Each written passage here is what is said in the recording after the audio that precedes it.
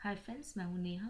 ये PHP का 11 tutorial है और इस ट्यूटोरियल में हम लोग स्विच स्टेटमेंट के बारे में जानेंगे। जैसा कि हम लोग ने जाना है कि कंडीशनल स्टेटमेंट क्या होता है, डिफरेंट एक्शन परफॉर्म करते हैं हम लोग डिफरेंट कंडीशन में। तो हम लोग ने कंडीशनल स्टेटमेंट बहुत सारे टाइप्स देखे थे, जैसे कि if statement, if else statement, if else statement.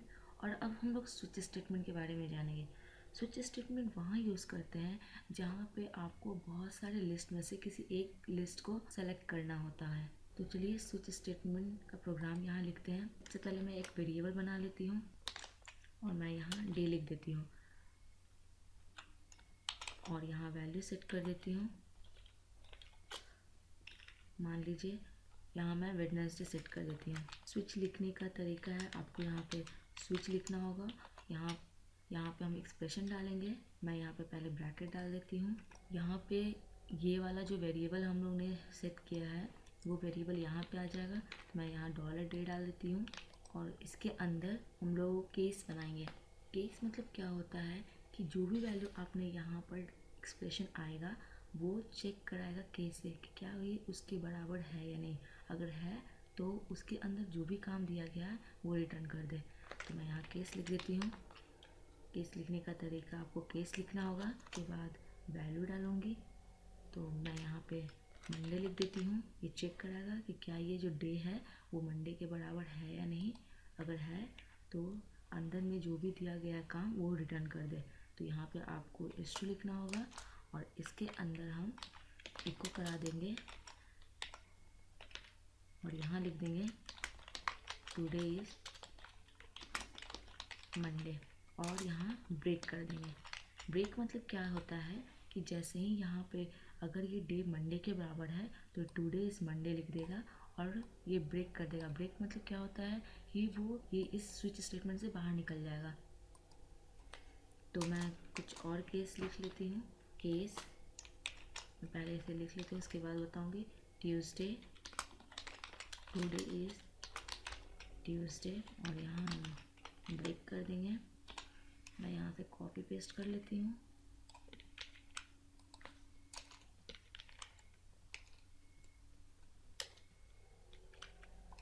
यहाँ मैं वेडनेसडे कर देती हूँ और यहाँ मैं लिख देती हूँ वेडनेसडे। यहाँ थर्सडे कर देती हूँ। एक और मैं कॉपी करके यहाँ पेस्ट कर देती हूँ और यहाँ फ्राइडे लिख देती हूँ। देखिए ये क्या हो रहा है कि मैंने यहाँ पे एक वेरिएबल बनाया और उसमें वैल्यू सेट कर दी वेडनेसडे। ये यहाँ पे आएगा वेडनेसडे, ये यहाँ पर आएगा वेडनेसडे और चेक कराएगा कि कौन से केस में वेडनेसडे है। तो यहाँ पे वेडनेसडे आ गया। चेक करेंगे कि केस जो है यहाँ पे वेडनेसडे इसके बराबर है या नहीं। अगर है तो उसके अंदर का जो भी कोड दिया है उसको परफॉर्म करे। तो यहाँ देखिए मंडे के बराबर है तो ये एग्जीक्यूट नहीं करेगा। नेक्स्ट ट्यूसडे के बराबर है, ये भी काम नहीं करेगा। ये वेडनेसडे के पास आएगा, हाँ जो $डे वेडनेसडे है वेडनेसडे के बराबर है, इसके अंदर का काम करेगा। इसमें क्या दिए है हम लोग ने इको कराया है टुडे इज़ वेडनेसडे और उसके बाद ब्रेक कर दिया है। तो टुडे इज़ वेडनेसडे ये प्रिंट कर देगा और ये फिर इस स्विच स्टेटमेंट से बाहर निकल जाएगा। तो पहले मैं सेव कर देती हूँ और यहाँ हम रिफ्रेश कर देते हैं तो देख सकते हैं टुडे इज़ वेडनेसडे प्रिंट हो गया है। अगर मान लीजिए कि मैंने ब्रेक नहीं दिया, मैं यहाँ से ब्रेक हटा देती हूँ, यहाँ से भी ब्रेक हटा देती हूँ और यहाँ से भी ब्रेक हटा देती हूँ, ठीक है, और मैं सेव कर देती हूँ। तो देखिए ब्रेक नहीं देने से क्या होता है, ये क्या होगा वेडनेसडे आएगा, यहाँ पे चेक कराएंगे ये मंडे के बराबर नहीं है, ट्यूसडे के बराबर नहीं है, ये वेडनेसडे के बराबर है। टुडे इज़ वेडनेसडे प्रिंट कर देगा। उसके बाद अगर वो ब्रेक फाउंड नहीं करेगा तो ये क्या करेगा, नीचे टुडे इज़ थर्सडे भी प्रिंट कर देगा। वो तब तक प्रिंट करते जाएगा जब तक आपको वो ब्रेक नहीं फाइंड करेगा। और या तो ब्रेक फाइंड नहीं कर पाएगा क्योंकि हम लोग ने यहाँ पे ब्रेक नहीं दिया है कहीं पे, या तो फिर ये प्रोग्राम एंड हो जाएगा तो अपने आप यहाँ तक रिटर्न करके छोड़ देगा। तो इसे आप सेव कर लें और आप यहाँ चेक कर सकते हैं। मैंने कहा आप देख सकते हैं टुडे इज़ थर्सडे आ गया है और टुडे इज़ फ्राइडे आ गया है। ये तब तक प्रिंट करेगा। मैंने यहाँ पे मैंने ब्रेक नहीं डाला है, आप देख सकते हैं। मैं यहाँ पे कुछ स्पेस दे देती हूँ और मैं यहाँ रिफ़्रेश कर देती हूँ, थोड़ा सा स्पेस आ गया है। तो आपने देखा कि किस तरीके से ब्रेक नहीं डालने से वो सारे स्टेटमेंट को प्रिंट करेगा जब तक वो ब्रेक या जब तक लास्ट स्टेटमेंट पे ना आ जाए। इसलिए ब्रेक इम्पॉर्टेंट होता है। मैं फिर से यहाँ पे ब्रेक डाल देती हूँ। अगर कोई ऐसा डे जो यहाँ पे नहीं है तो क्या होता है, मान लीजिए मैं यहाँ सैटरडे कर देती हूँ, ठीक है, और सेव कर लेती हूँ कि सैटरडे के बराबर है या नहीं। तो आप यहाँ पे सैटरडे आ जाएगा और इस केस से चेक करेंगे। तो यहाँ देखिए मंडे है, ट्यूसडे है, वेडनेसडे के पास आएगा, ये भी काम नहीं करेगा, थर्सडे के पास आएगा, ये भी नहीं, फ्राइडे के पास आएगा, ये भी नहीं। तो इसे सेव कर लें और चेक करते हैं यहाँ पे क्या होता है।